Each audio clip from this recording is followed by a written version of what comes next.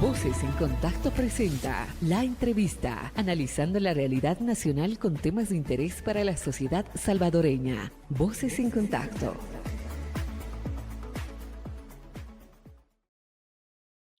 Bienvenidas y bienvenidos a Voces en Contacto para este día donde queremos hablar qué es lo que está pasando en El Salvador cuando hablamos de derechos humanos y más hoy que se anuncia una ley de agentes extranjeros. ¿Qué significa esto para la población?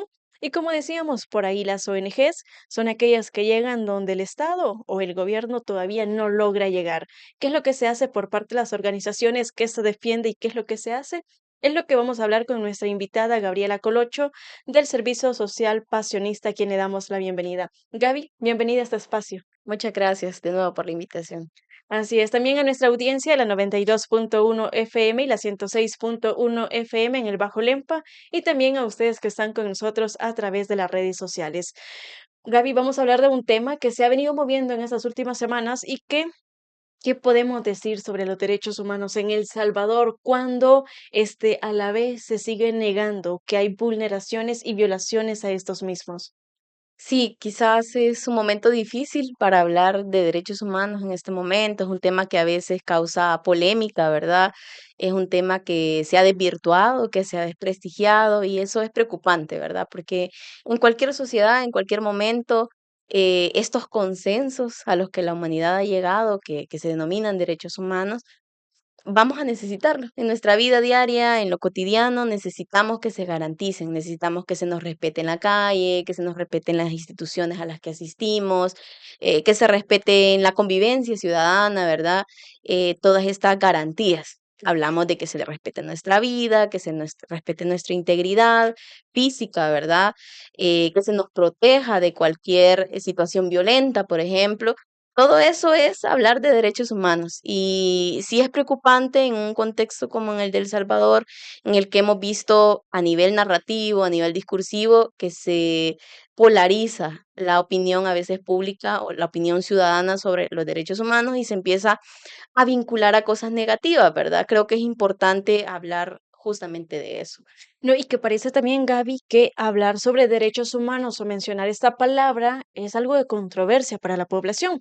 ¿Qué le podemos decir a la gente también qué entender sobre derechos humanos más que dos palabras que la gente todavía no les encuentra como sentido y dicen, si vos hablas de derechos humanos, sos contraria al gobierno o estás atacando al gobierno? Entonces, para poder definir también a qué nos referimos cuando se habla en defender estos derechos.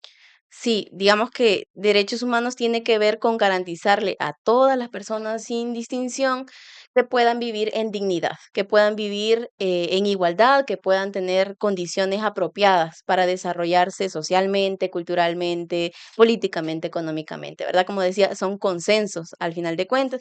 Y a mí me gustaría como hacer la relación, por ejemplo, con muchas de las enseñanzas que a veces hay a nivel religioso, por ejemplo. A nivel religioso se promueve muchísimo el tema del amor al prójimo, de la solidaridad, de respetar, ¿verdad? La dignidad de las personas, de acoger, de acompañar, de esta posibilidad de sentirnos hermanos, hermanas, ¿verdad? Son términos que se usan mucho a veces a nivel de la religión, sea cual sea la religión, siempre va encaminada un poco ahí, a fortalecer temas de convivencia, de las personas que asisten a estos espacios. Lo mismo pasa con los derechos humanos, son valores o normativas, ¿verdad? Que son similares, que lo que buscan justamente es crear comunidad, generar entornos propicios para que la gente, como decía, pueda desarrollarse bien. Entonces, cuando hablamos de derechos humanos, estamos hablando de eso y cuando hablamos de defender derechos humanos, estamos diciendo nos gustaría que se respetara estos consensos que tenemos como sociedad, ¿verdad? En la que podamos vivir tranquilos, en las que podamos vivir de manera solidaria, respetuosa los unos con los otros. Un poco por ahí va la idea, ¿verdad? No es una cosa abstracta. Podemos decir, ¿verdad? Los derechos humanos son atributos inherentes, pero a veces son palabras que no son fáciles de comprender o que se quedan como en ideas muy amplias. Pero como decía al inicio, ahorita que empezábamos, los derechos humanos tienen que ver con lo cotidiano, tienen que ver con el día a día, tienen que ver con que nos sintamos seguros, seguras en nuestras casas, en la calle, en la comunidad, en la escuela, en las instituciones donde convivimos, que podamos tener la posibilidad de hablar con libertad, sin temor, sin miedo, que podamos tener acceso a la alimentación, ¿verdad? A ciertos recursos, al trabajo, en condiciones justas también. Digamos que no solo es que tengamos la posibilidad de opinar, sino que esa opinión sea libre, ¿verdad? Y que no tenga consecuencias. O no solo sea la posibilidad de trabajar, sino que ese trabajo sea digno, sea Ujú. justo. Entonces, digamos que los derechos humanos vienen a ser como un sazón a esa cotidianidad, a esas relaciones que se generan y que aquí lo importante de los derechos humanos es que esa responsabilidad no solo se traslada a la ciudadanía, ¿verdad? En la convivencia mutua, sino que esa responsabilidad cae en el Estado. ¿Y el Estado quién es? Es la institucionalidad. Puede ser el presidente, puede ser la Asamblea Legislativa, puede ser el alcalde, puede ser miembros del Consejo Municipal, puede ser la Policía Nacional Civil, cualquier actor que está de alguna manera anclado al funcionamiento del Estado tiene ciertos deberes, ¿verdad? Y debe de cumplir justamente estos mandatos que hay a nivel internacional, estos consensos de los que hablaba sobre el respeto y la promoción de los derechos humanos y debería de garantizarnos justamente estos entornos de igualdad, de respeto, de sentirnos seguros, seguras, de sentirnos libres de opinar, de participar en lo que querramos participar, ya sea a nivel religioso, político, económico, social. Entonces ahí hay un mandato, ¿verdad? La ciudadanía tenemos ciertos deberes, tenemos ciertas normativas que respetar, que a veces están ancladas a las leyes, a la Constitución, pero por su parte el Estado tiene obligaciones también, ¿verdad? Entonces, de todo eso estamos hablando Cuando decimos cuando derechos decimos derechos humanos. humanos, ¿verdad? Y es que muchas veces relacionar, por ejemplo, el derecho a la libertad de expresión solo se lo atribuimos a las periodistas, a los comunicadores, cuando es un derecho que tenemos que ejercer todas y todos, ¿no? Frente a eso también, ustedes que son parte de la Mesa por Defender Derechos, presentaban un informe 2024 donde también señalan las altas vulneraciones a estos derechos de los cuales estamos hablando. Este, ¿Qué es lo que lograron ustedes poder concentrar y poder denunciar, ¿no? De lo que estamos viviendo un 2024 y que este 2025 lo empezamos y con altas violaciones a estos derechos humanos y que no solo son en el territorio o que no solo son para las periodistas, para los defensores y defensoras, sino también para las mismas comunidades que hoy por hoy se les está quitando este derecho, ¿verdad? A denunciar, a poder decir lo que están viviendo en cada uno de sus hogares. Sí, bueno, el informe, como ya decías, lo trabajamos como Mesa por el Derecho a Defender Derechos, que somos un espacio articulador de diferentes organizaciones de la sociedad civil y año con año venimos haciendo este ejercicio, ¿verdad? Un poco desde nuestra lógica de visibilizar lo que está pasando con las personas que denominamos defensoras de derechos humanos. Y un poco lo que analizábamos en ese informe, bueno, había muchas cosas que nos preocupaban, ¿verdad? Primero es que 2024 fue un año marcado muchísimo por el tema electoral. Fue un año electoral en el que se generan también ciertas tensiones, ¿verdad? Políticas, y pues se desarrolló el evento electoral, que es un evento cívico que está normado y que es cada cierto tiempo lo tenemos. Pero en ese escenario justamente se dan situaciones de violencia electoral, ¿verdad? Entonces, ese año está marcado muchísimo por esas tensiones que se generan en los contextos electorales y que tiene repercusiones en las personas que participan. Y ahí participamos todos y Ujú. todas, ¿verdad? Quienes asistimos a ese deber ciudadano que es el proceso electoral. Pero también nos preocupa muchísimo que 2024, por ejemplo, es un año donde se han aprobado algunos marcos normativos. Los marcos normativos que se aprueban, estamos hablando de leyes, deberían de ser de protección hacia los derechos de los que ya estábamos hablando. Y lo que hemos observado es que en 2024 se han aprobado algunas leyes que en lugar de ser o de considerar mayor protección, no lo está haciendo, ¿verdad? Están desprotegiendo más algunas áreas de los derechos humanos. Por ejemplo, se aprobó la ley de minería metálica, que seguramente quienes nos Ujú. escuchan eh, recuerdan, ¿verdad? Esto es muy, muy reciente, en diciembre se aprobó esta ley. ¿Qué pasaba antes de eso? Había una ley de prohibición, era una ley que protegía derechos humanos, ¿verdad? Porque está totalmente comprobado que la minería causa impactos importantes a nivel de la vida de las personas, de los territorios, de los bienes naturales y demás. ¿Y qué pasa? Se aprueba una ley que lejos de proteger, está generando una condición de mayor vulnerabilidad para las zonas donde se pueda generar estos procesos de minería. Entonces, esos son como los escenarios en los que se enmarca el informe. Y una de las cosas que hemos evidenciado, nosotros analizamos 533 casos en ese informe. Eso es una cantidad muy grande. El informe anterior tenía por ahí 200 y algo de casos y estamos hablando de un aumento del 136% respecto al año anterior, ¿verdad? 226 para ser exacto. Este año 2024, el balance que hemos hecho es que el registro, al menos el interno que la mesa tiene, ¿verdad? Aumentó y eso nos preocupa, porque deberíamos de tener un entorno donde quienes defendemos derechos humanos nos sintamos seguros, seguras. ¿Y quiénes son entonces las personas defensoras, verdad? Como decías tú, las personas defensoras no solo soy yo, ¿verdad? Que me identifico como defensora, trabajo en una organización, participo de espacios de diálogo, de denuncia y demás. No solo soy yo, sino que una persona defensora es cualquier persona que a nivel individual o a nivel colectivo, aunque sea una sola vez o durante mucho tiempo, ha hecho valer esos derechos y ha generado algún proceso de defensa, de denuncia, ¿verdad? Por ejemplo, para organizarnos para el tema de las juntas de agua y defender justamente este recurso, estamos ejerciendo una labor de defensa de derechos.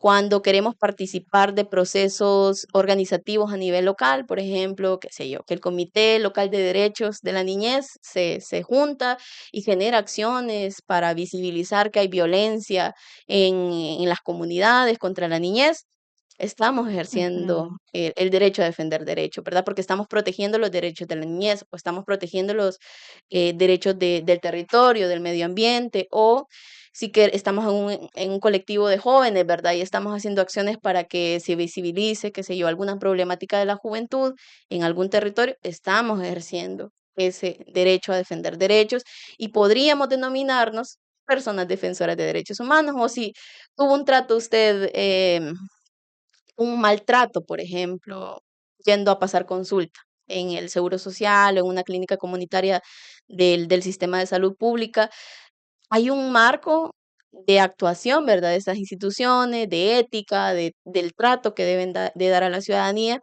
Y usted va, y hay algunas oficinas de quejas, ¿verdad? Y usted dice, Ujú. mire, fíjese que me han tratado de esta forma. Usted está ejerciendo ese derecho que tiene como ciudadano, como ciudadana, a quejarse de ese trato o de ese servicio que se les está prestando porque es un servicio público, ¿verdad?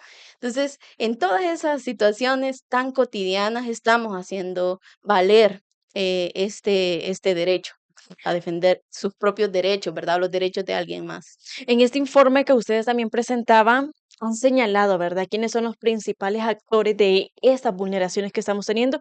Y lo mencionas muy bien, o sea, al final lo que se vive en el día al día, que muchas personas también no conocen quiénes son estas personas que están violentando o vulnerando los derechos que tenemos, porque asumimos o normalizamos que te traten mal, por ejemplo, que vas a la clínica y te trataron mal, bueno, ni modo, siempre pasa, ¿verdad? Ujú. Entonces, pero cuando estamos viendo que se están teniendo violaciones a estos derechos, pero ya vienen desde los altos rangos, ¿qué significa eso para un país donde todavía, según las autoridades, se denomina democrático, ¿verdad? En un país donde vivimos ya con 3 años de un régimen, con un país donde se niega que se están violentando a las mismas personas y estos derechos tan fundamentales que tenemos.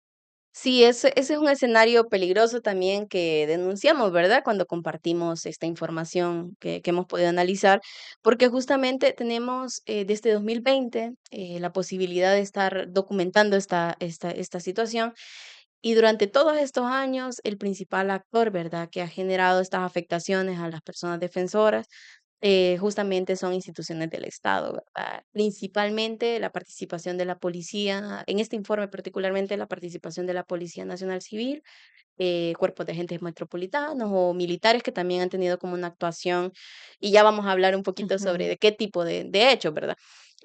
Pero también como decía, hay un contexto electoral, hubo muchísima participación de funcionarios o empleados vinculados a la Asamblea Legislativa. Por ejemplo, estamos hablando de diputados, de diputadas que han hecho uso de, por ejemplo, narrativas que estigmatizan, que descalifican la labor de personas defensoras o han generado procesos de censura y demás.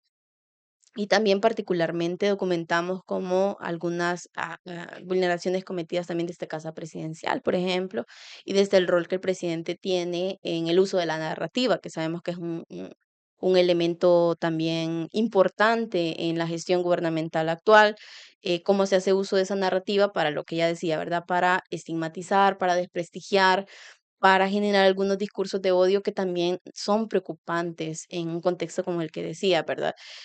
Una de las situaciones que hemos señalado al respecto ha sido, por ejemplo, cómo hemos transitado de una violencia mucho más digital, por ejemplo, estamos hablando de todo lo que conocemos como troles, ¿verdad? Que Ujú. generan como diferentes narrativas en redes sociales de odio, de amenazas y demás, pero también donde participan funcionarios a veces de muy alto nivel que se suman a esas narrativas de odio y que son peligrosas.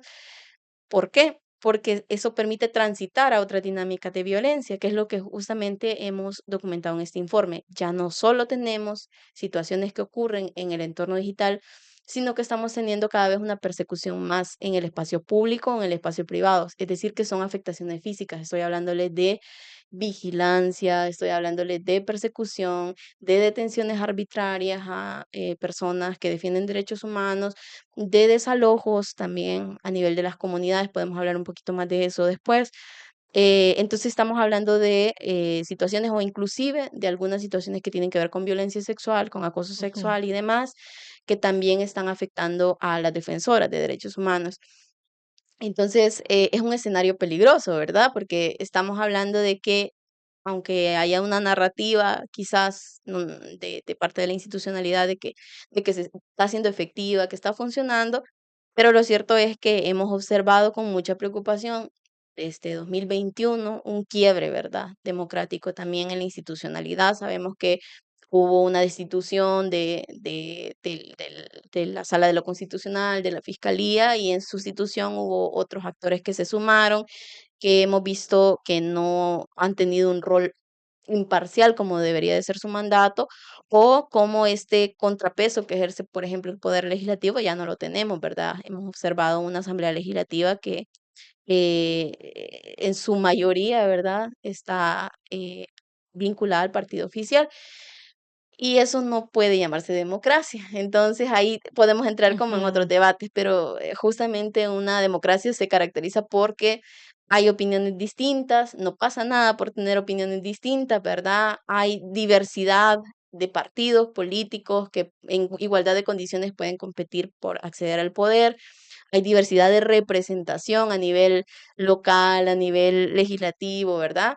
Hay libertad de expresión, hay posibilidad de organizarse sin temor a represalias y demás. Digamos que esas son algunas de las características de los sistemas democráticos. Y bueno, en nuestro país intentábamos avanzar hacia eso, pero lamentablemente no lo tenemos y eso y por eso resulta mucho más peligroso estar hablando de que hay un cambio de escenario de la violencia más digital a una violencia más física que tiene que ver con persecución, ¿verdad? A personas defensoras. Ok, Gaby, vamos a hacer una pausa, pero cuando regresemos también queremos hablar sobre la persecución que se está dando con defensoras y defensores de derechos humanos. Tenemos los casos recientes también de Ruth López, a quien hemos tenido en este espacio, con quien hemos hablado sobre los hechos de corrupción que han podido ellos tener presente, ¿verdad? Y han podido denunciar como Cristosal y que el pasado domingo también ha sido detenida, ¿verdad? También tenemos a Alejandro Enríquez, que es de Reverdes, que también lo hemos tenido acá hablando sobre el tema ambiental, la lucha que se viene haciendo, ¿verdad? Contra la minería, contra estos grandes empresas que se están apoderando de las comunidades y también del pastor Ángel. Vamos a hacer esta pausa. Cuando regresemos hablaremos sobre estos casos, a qué nos lleva esta persecución. ¿Qué le pasará a El Salvador también con esta ley que se ha implementado y que se va a poner, ¿verdad?, dentro de la agenda nacional? Hacemos una pausa y ya regresamos con más información. En el corazón de cada comunidad hay una voz que une y fortalece. Las radios comunitarias son más que ondas en el aire, son el pulso de nuestras comunidades. Desde compartir noticias locales hasta promover eventos importantes, la radio comunitaria ofrece un espacio único para la participación activa de la ciudadanía. Aquí, en las radios comunitarias, cada voz cuenta. Escuchar y ser escuchado fortalece la conexión entre la ciudadanía y fomenta un sentido de pertenencia.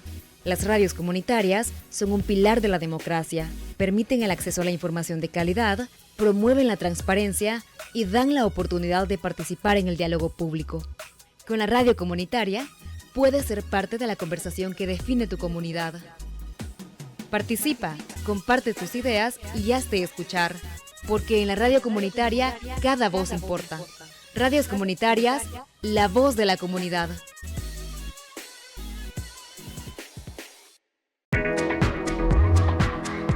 Hola, te queremos contar cuál es la importancia de las radios comunitarias y su papel fundamental en la libertad de expresión. Las radios comunitarias son mucho más que estaciones de radio. Son un pilar de nuestras comunidades, donde cada voz cuenta y cada opinión importa. En las radios comunitarias, la libertad de expresión florece. Se promueven debates abiertos, se comparten historias locales y se da visibilidad a temas que a menudo no tienen espacio en los medios tradicionales. Las radios comunitarias permiten que las comunidades se conecten, se informen y se empoderen. A través de ellas, la gente puede participar y expresar sus preocupaciones libremente.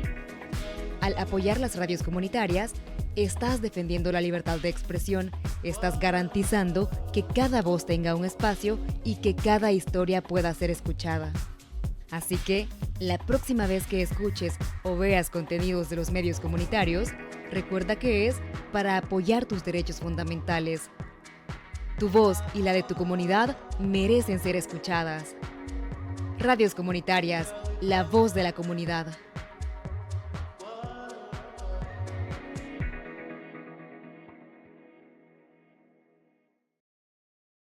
Gracias por continuar con nosotras en este espacio donde estamos hablando qué es lo que pasa en El Salvador por defender derechos, qué es lo que está también haciendo el Estado, ¿verdad? ¿Qué es lo que hace el gobierno frente a las problemáticas que tenemos?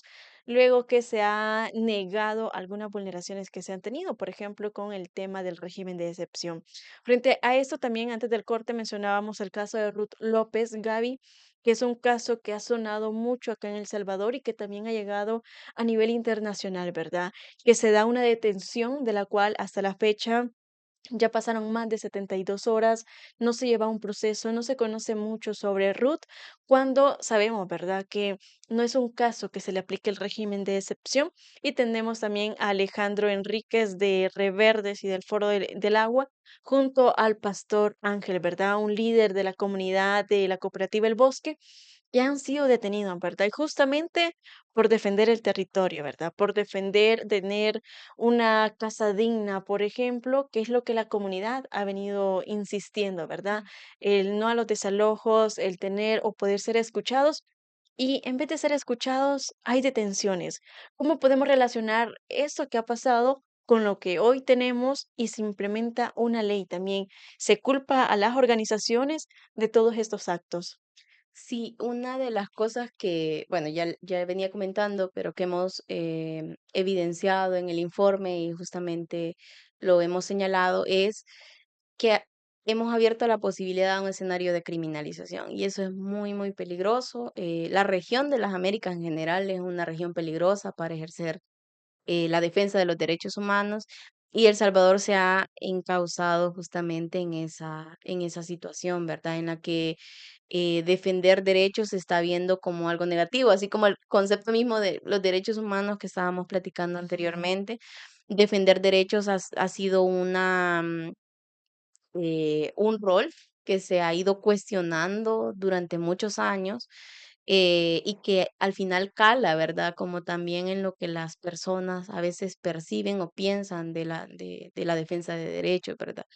Entonces, una de las cosas que señalábamos es que se han causado en un escenario de criminalización que tiene que ver con usar el poder punitivo del Estado, es decir, las leyes que existen y los delitos, ¿verdad?, que están enmarcados en esas leyes para perseguir a quienes defienden derechos humanos. Aquí no estamos hablando de que se ha cometido un ilícito, ¿verdad? Sino de que antes de que se cometa, sin prueba, ¿verdad?, de que se ha cometido, solo se utiliza una norma para justificar una detención, ¿verdad? Lo hemos visto con el caso de que ella mencionaba, ¿verdad?, de Alejandro y el pastor Ángel, que se ha atribuido este delito, por ejemplo, del subvertir el orden público y demás. Esto se ha Ujú. aplicado en otros países también, donde ha habido muchos más casos de detenciones a defensores, ¿verdad?, de criminalización a defensores por cualquier acción. O sea, aquí, hoy fue el tema de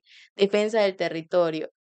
Ruth, que también era una defensora, ¿verdad? Que posicionaba muchísimos temas, como la anticorrupción, por ejemplo, también está enfrentando un proceso. Y no es porque hay un delito de por medio, ¿verdad? Eso creo que es importante entenderlo, sino es por el ejercicio de defensa de derechos humanos que se instrumentaliza una norma, una ley y se aplica para justificar la detención, ¿verdad? El día de mañana puedo ser yo, me van a inventar un delito de cualquier cosa que sea y me pueden procesar. El día siguiente puede ser una persona en territorio, ¿verdad? O que se aplica el mismo régimen de excepción, sin necesidad de aplicar otro tipo penal, ¿verdad? El régimen ha abierto esa posibilidad a ser juzgados o a ser considerados culpables sin vencernos en juicio. Y todo es al contrario, ¿verdad? La norma dice, toda persona es inocente a menos que se demuestre lo contrario. El régimen de excepción vino a cambiar esa norma, por ejemplo. Y ahora todas las personas son culpables a menos que lo demuestren, ¿verdad? Y demostrarlo es muy difícil en las condiciones actuales que tiene el país y cómo está funcionando la institucionalidad en este marco de régimen.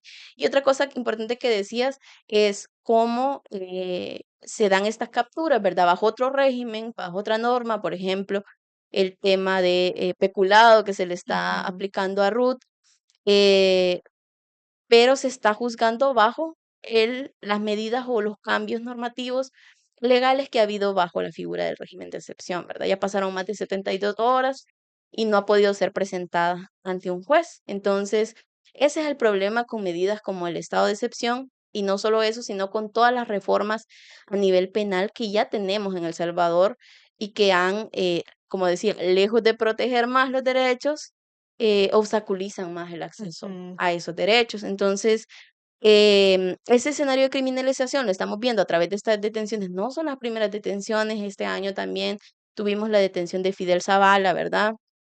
Y de otros compañeros liderazgos comunitarios. Y en 2024, por ejemplo, señalábamos con mucha preocupación detenciones a colectivos de víctimas. Por ejemplo, hubo detenciones al colectivo de madres buscadoras, ¿verdad? Ujú. Que es este grupo de familiares de personas desaparecidas en El Salvador en contextos de violencia social, y que justamente han hecho un ejercicio de denunciar ante las autoridades, buscar canales de apoyo a instancias como la Fiscalía o la Procuraduría de Derechos Humanos para encontrar a sus familiares, ¿verdad? Una acción legítima. ¿Qué pasó en 2024? Observamos la detención de algunas compañeras. Algunas salieron bajo medidas de detención provisional, ¿verdad? Liberadas bajo esa condición, no significa que ya fueron absueltas de cualquier cargo, sino que se encuentran con medidas sustitutivas y otras todavía se encuentran privadas de libertad, ¿verdad? Entonces, es un escenario complejo, ¿verdad? Donde no hay garantías para poder ejercer ese derecho. ¿Y qué ha pasado ahora entonces? La aprobación de un marco normativo que en lugar de proteger, restringe derechos y también abre la posibilidad a un nuevo escenario. Ya no solo son algunos colectivos, como las madres defensoras, como decía, Ujú. ya no son los colectivos de víctimas, ya no solo son sindicalistas, transportistas, que hemos visto también que han sido afectados con estas medidas de detenciones, o ambientalistas también, sino que se abre la posibilidad a criminalizar organizaciones de la sociedad civil, ¿verdad?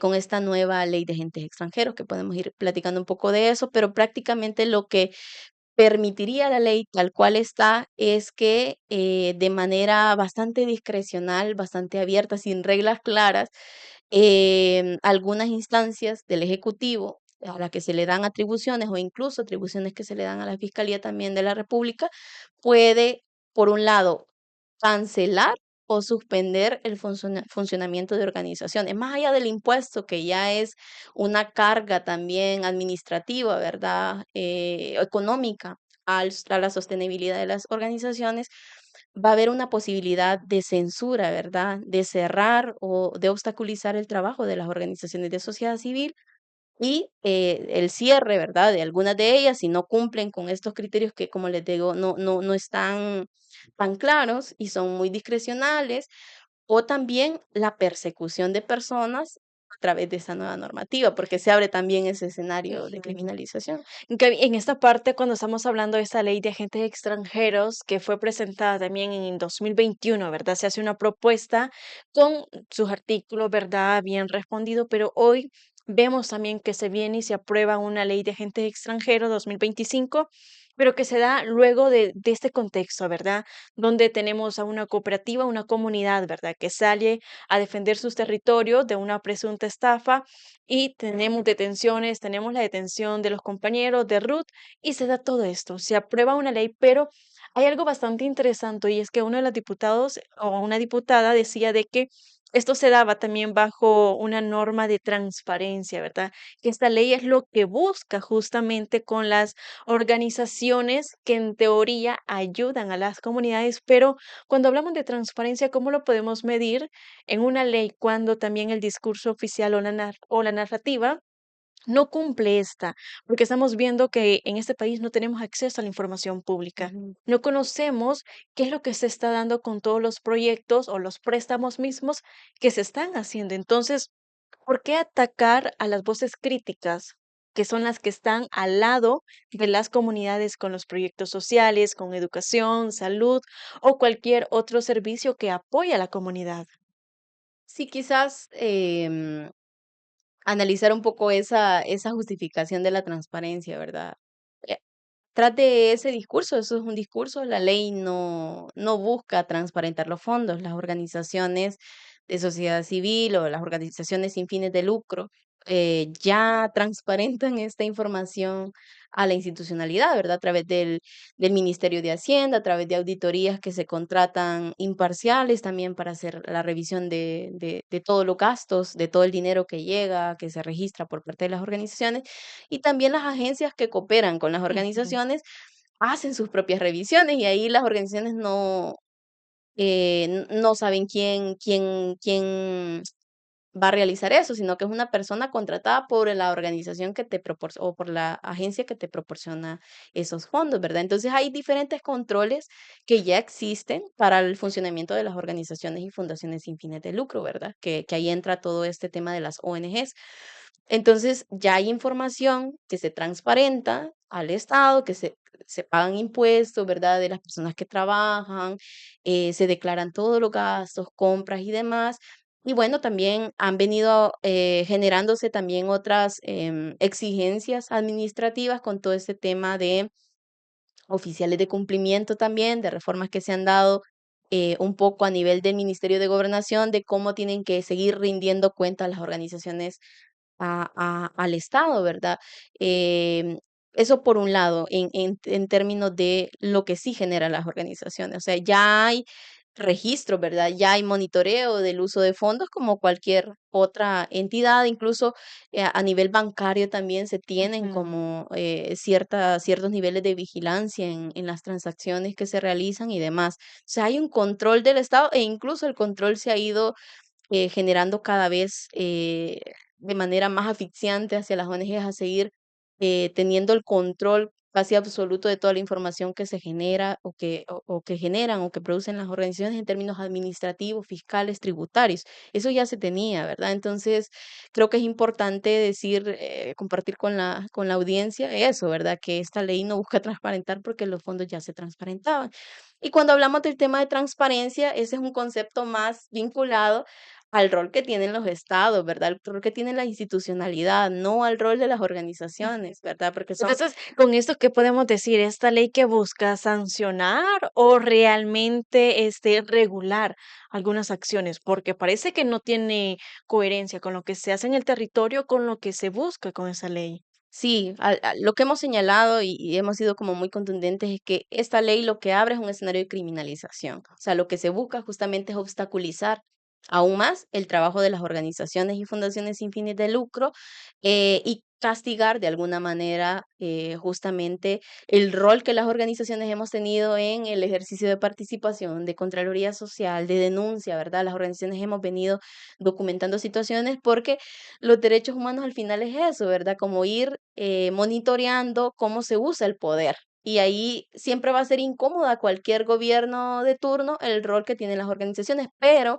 hablando de democracia, en una sociedad democrática, esa participación de las organizaciones debería de ser fundamental, porque como ya decías tú, las organizaciones han tenido un rol importantísimo para llevar o acercar servicios a la ciudadanía que a veces el Estado no ha sido posible de dar por presupuestos, por alcance y demás.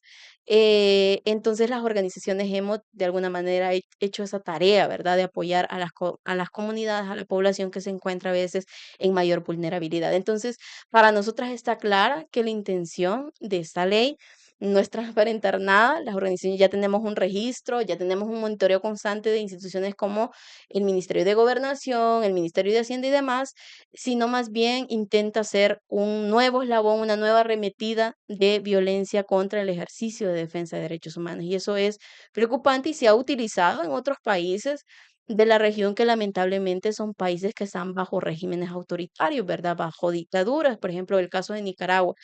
¿En qué posibilitó una ley de agentes extranjeros en Nicaragua? Cerrar organizaciones de la sociedad civil. Hoy por hoy, por ejemplo, en Nicaragua, aunque las organizaciones tengan una labor muy humanitaria, como de llevar, qué sé yo, alimentación a una comunidad que se encuentra en umbrales de pobreza extrema, ya está siendo difícil. No solo estamos hablando de organizaciones que denunciamos y exigimos Ujú. y demás, sino que llega un momento cuando se aplican estas leyes que se empiezan a cerrar todas las posibilidades de organización. Y si no están alineadas a los intereses del Estado, ¿verdad? Que en este caso el Estado nicaragüense, ¿verdad? O la dictadura nicaragüense, del ejemplo que estamos poniendo, ya no es posible hacer un trabajo organizativo, ya no es posible para las organizaciones seguir funcionando y esos son los peligros de este tipo de leyes. Ok, Gaby, vamos a hacer una pausa corta también, pero cuando regresemos, ¿cómo podemos ver esta ley ya aplicada en el territorio, verdad? En las comunidades, ¿cómo nos va a afectar cuando decimos que las organizaciones son las que llegan a estos lados donde el Estado no llega, ¿verdad? Por diferentes motivos, pero ustedes y otras organizaciones sí lo están. Entonces, ¿cómo se van a ver afectados? ¿Qué va a haber, qué no va a haber con todo esto, verdad? Porque también se avecina un periodo, un tiempo también más delicado con el tema de los presupuestos. Vamos a hacer esa pausa y ya regresamos con más información. En el corazón de cada comunidad hay una voz que une y fortalece.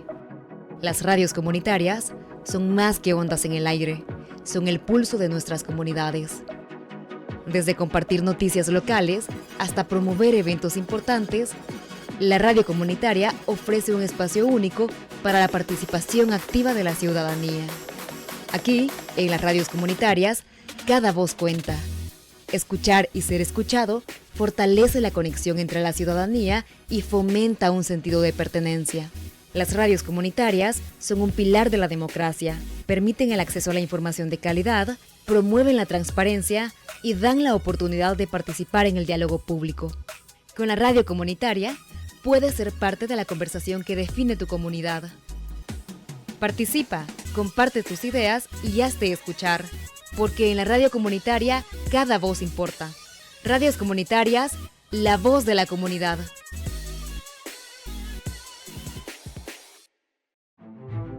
Hoy te contaremos cómo las radios comunitarias impulsan el desarrollo de nuestras comunidades. Las radios comunitarias son una plataforma vital para emprendimientos locales, ya sea de juventudes o mujeres. Ofrecen visibilidad y apoyo para que estas iniciativas puedan crecer y prosperar. Las radios comunitarias también dinamizan la economía, promoviendo eventos y ferias, fomentando el comercio local y creando oportunidades para que los negocios crezcan. Además, juegan un papel crucial en la educación. A través de campañas informativas y programas educativos, brindan conocimientos sobre salud, medio ambiente, equidad de género, organización social y derechos humanos. Los medios comunitarios son escuelas de la vida, donde niñas, niños y juventudes aprenden sobre medios y comunicación y adquieren habilidades que les servirán toda la vida. Las radios comunitarias colaboran para resolver los problemas que se viven en las comunidades, como falta de agua potable, mal estado de las calles, problemas de recolección de basura, falta de medicamentos en las unidades de salud y otros, para buscar mejorar la calidad de vida de todas y todos. La próxima vez que escuches o veas contenido de los medios comunitarios, recuerda que es para apoyar el crecimiento y desarrollo de tu comunidad. Radios comunitarias, la voz de la comunidad. Gracias por continuar con nosotras en este espacio donde estamos hablando la situación de El Salvador de derechos humanos. Cuando mencionamos esa palabra, ¿qué significa? Y más ahora que estamos diciendo sobre esta ley de agentes extranjeros. ¿Qué podemos decir sobre esto? Pues Gabriela Colocho está conmigo analizando, ¿no? ¿Qué es lo que pasa en El Salvador? Pero Gaby, mencionamos qué significa, ¿verdad? Ya usted dice que puede ser un sinónimo también de criminalización, ¿verdad? De persecución, pero ¿cómo afectaría esta ley directamente o particularmente esas comunidades que son rurales, ¿verdad? De los pueblos indígenas, mujeres organizadas, que son las que están defendiendo sus territorios, defendiendo cada uno de los rincones que tenemos por falta de presupuesto, ¿verdad? Por parte del Estado o por ¿qué podemos decir? Un abandono que se da por parte de los mismos. Sí, digamos que el golpe hacia las comunidades, hacia la ciudadanía puede ser complicado, ¿verdad? Ya hemos observado este año un recorte presupuestario importante de proyectos, por ejemplo, que eran financiados con fondos USAID, que eso ya generó un impacto, no solo a proyectos que financiaban a organizaciones, sino también estos fondos financiaban proyectos también estatales, ¿verdad? Entonces ahí hemos visto una reducción significativa y ahora con la posibilidad de implementación de la ley de agentes extranjeros y como ya señalábamos, ¿verdad? Un escenario posiblemente de obstaculización a la labor de las organizaciones, de cancelación, posibles cancelaciones a organizaciones que puedan ser incómodas a los intereses estatales, eso abriría la posibilidad de cancelar definitivamente los apoyos o los acompañamientos que se hacen en el territorio, ¿verdad?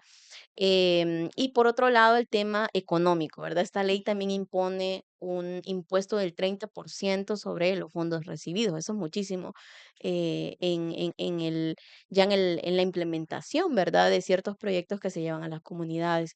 Eso quiere decir que si un proyecto, si una organización llevaba apoyo para 140 familias, ahora se va a reducir quizás a 70, ¿verdad? Familias las que pueden ser beneficiadas. Y si el proyecto era más pequeño y los fondos eran más pequeños, así se va reduciendo, ¿verdad? Un proyecto que intentaba apoyar a 100 jóvenes de diferentes comunidades, ahora quizás puedan ser solo 40, ¿verdad? Entonces se va reduciendo esa posibilidad. Proyectos, por ejemplo, de desarrollo comunitario que tienen que ver con iniciativas económicas, con temas de cooperativas, con generación de ingresos para familias que se encuentran en situaciones de escasos recursos también, que muchos proyectos se han enfocado justamente en esos temas de capacitación, de generación de fondos semillas, de seguimiento y acompañamiento a iniciativas económicas locales, se van a ver afectados. Otros proyectos se han orientado a brindar asistencia a víctimas, por ejemplo, víctimas de la violencia, de esa violencia que tanto afectó al país con el tema de las pandillas, pues hay organizaciones que prestaron servicios para eso. Asistencias legales, asistencias psicosociales, todo el tema de acompañamientos psicosociales comunitarios, colectivos, ¿verdad? También iniciativas económicas para que estas familias pudieran reponerse de estas situaciones, o todo el tema de desplazamiento forzado, que también ha sido una situación crítica en este país durante muchos años, pues ahí han estado las organizaciones acompañando a las familias que más lo necesitan, que más sufren. O hablemos de proyectos que tienen que ver con procesos educativos, ¿verdad? De fortalecimiento de capacidades, de habilidades para la vida, o proyectos que tengan que ver con habilidades para el empleo también de juventudes. Y no se diga de proyectos que tienen que ver con organización comunitaria, con participación. Por ejemplo, hay muchos proyectos que tienen que ver con organización de colectivos de niñez, por ejemplo, para el Ujú. ejercicio de la defensa de derechos, también se van a ver afectados, ¿verdad?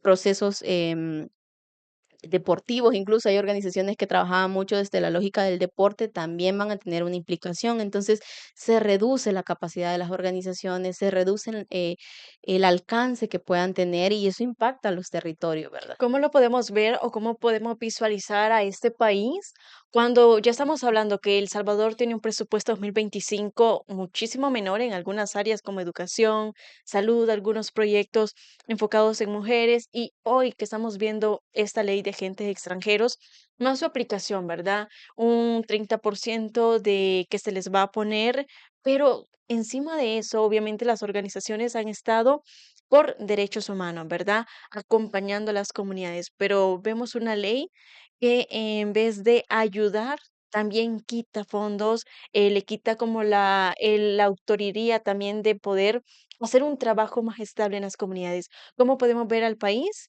frente a esto, verdad? Lo que nos estamos avecinando.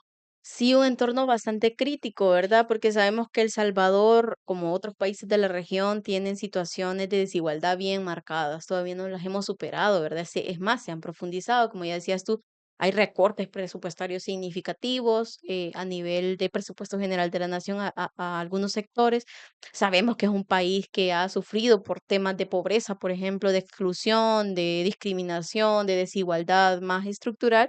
Entonces, lo que esperamos es que se agudice, ¿verdad? Sin el rol de las organizaciones para acompañar a las comunidades, para formar a las comunidades, capacitarlas, apoyar sus procesos locales.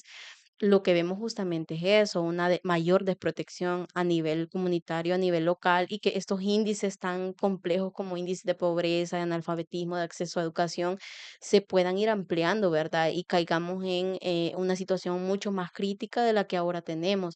Si el Estado no llega, porque también hay que recordar que hay una política también de ir centralizando a las instituciones que brindan servicios, de ir centralizando el poder. Ha pasado con la división, esta nueva división político-administrativa de los territorios, que el poder se aleja cada vez más de la Ujú. comunidad.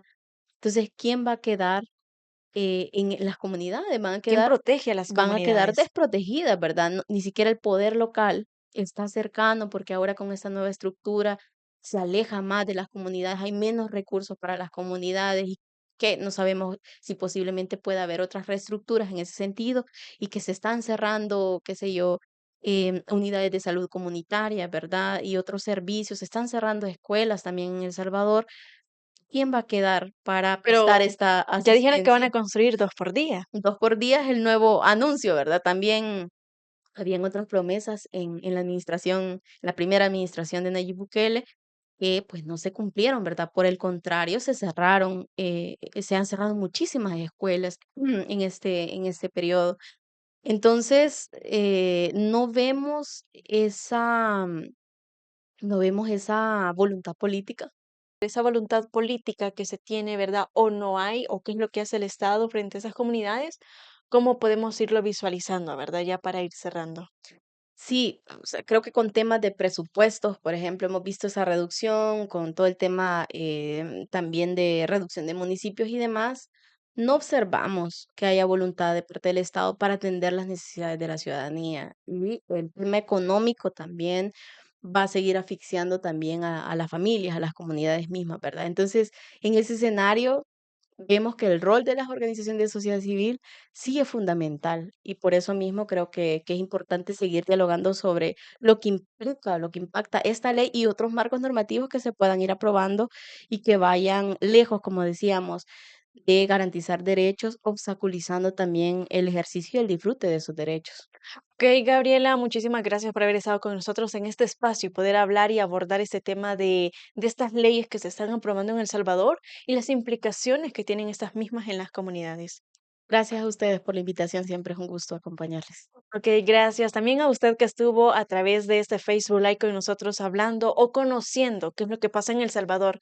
Ahí está toda la información para que ustedes en su casa, con sus amigos, como les decimos siempre, o con su familia pueden analizar qué rumbo lleva El Salvador con estas aplicaciones que se están haciendo o qué va a pasar en un futuro cuando las organizaciones también ya no puedan cumplir su rol en defender derechos, en darles a ustedes la oportunidad de poder defenderse también ante las vulneraciones de estos mismos que tenemos. Esto ha sido todo para este día, pero quiero invitarlas e invitarlos a que sigan pendientes de las redes sociales de ARPAS para más información, para más datos de lo que está pasando y también de las entrevistas de Voces en Contacto. Voces en Contacto presentó La Entrevista, analizando la realidad nacional con temas de interés para la sociedad salvadoreña.